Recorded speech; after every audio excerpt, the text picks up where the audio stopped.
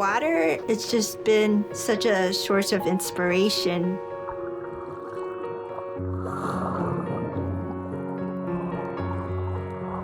Being in the water helps to relax my mind and think of creative ideas. Whenever I have a creative puzzle and I feel like I'm sort of stuck, going swimming really helps. My name is Fuchsia Lin. I'm an artist, costume designer, fashion designer, and filmmaker. I'm always pushing to break outside the box. And so when this musician, Zara, and Wyden and Kennedy approached me to design and fabricate this gender non-conforming quinceañera dress, I just thought this is the perfect project for me. Just bring it on. I really love creating this cape structure, which was meant to resemble a typical silhouette of a quinceañera dress. And then inside of the cape, I designed this hot pink bullfighter suit. And for Zara, it had a lot of symbolism. It just had this toughness to it, but it's in hot pink. And I could really relate to that because when I was a kid growing up, I really struggled with the expectations of my culture. Expectations of what a little girl should wear, what a little girl should be like.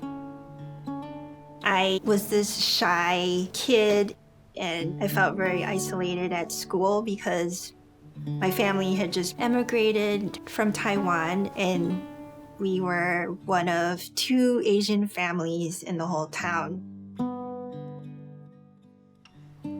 Art was really my companion.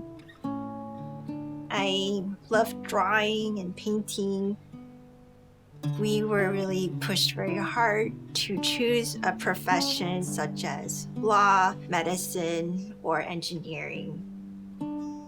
It was just a struggle for me to defy my parents' expectations in order to pursue my own dreams.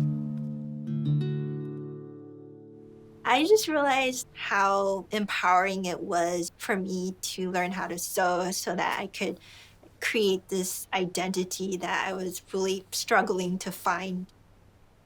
So because of that, I decided that I wanted to become a fashion designer.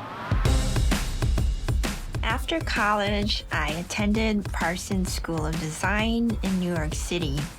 It's one of the best design schools in the country. But after a few years, I realized that designing garments that would be mass-produced wasn't really what I was dreaming of doing.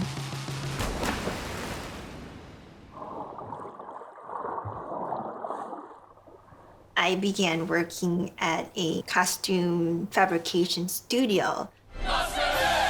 I made costumes for Phantom of the Opera, The Lion King, The Little Mermaid, and many other Broadway shows.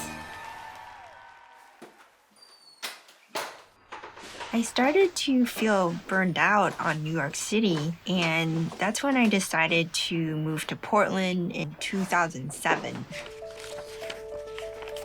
Recently, I was commissioned to create 12 costumes for the Oregon Ballet Theatre.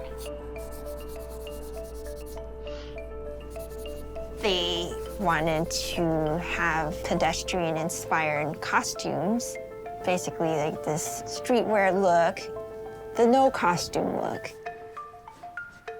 When I was first approached, I didn't think that this was gonna be the right project for me because my costume work is fantastical and otherworldly and extravagant.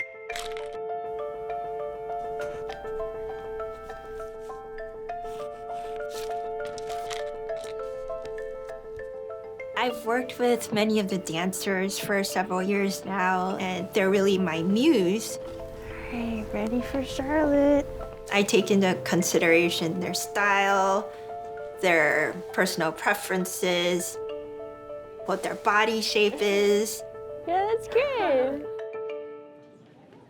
More than half of the designs in the performance are jumpsuits, which is very unexpected for ballet because in the world of ballet, you usually see leotards and tutus and tights.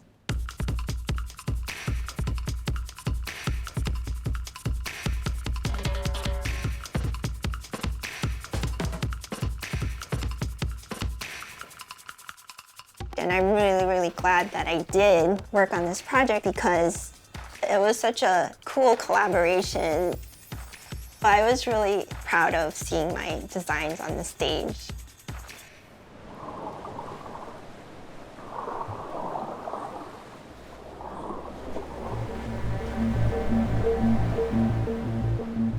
I had to crowdfund to raise the money to make my first film. But a few years later, I finally completed my short film. It went on to win me a scholarship award to study fashion filmmaking at the London College of Fashion. I love having all this detail in my work because that's what really makes it special and beautiful. I just love seeing my costumes in motion, in performances, and in film. They really just come to life when they're in motion.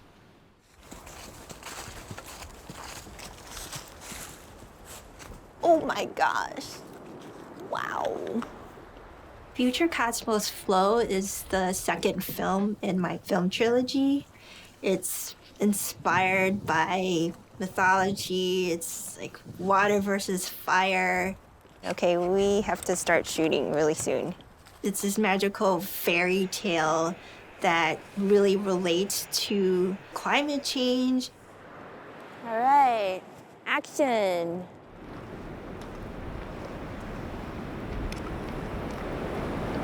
Okay, stop and look to the left.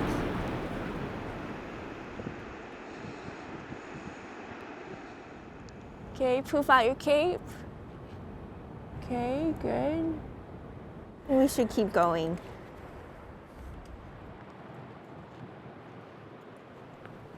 I love using the medium of filmmaking to feature my costumes.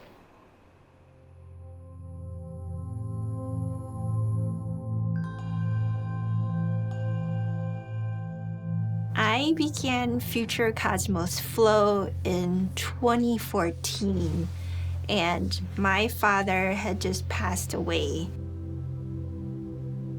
I was just beginning to process this loss. I felt like this block of ice that was cracking and it was beginning to melt.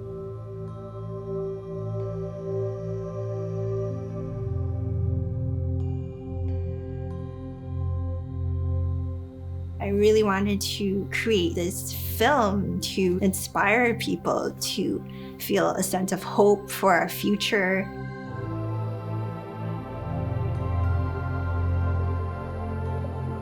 I wanted people to feel emotions and like they had some kind of magical experience through my art.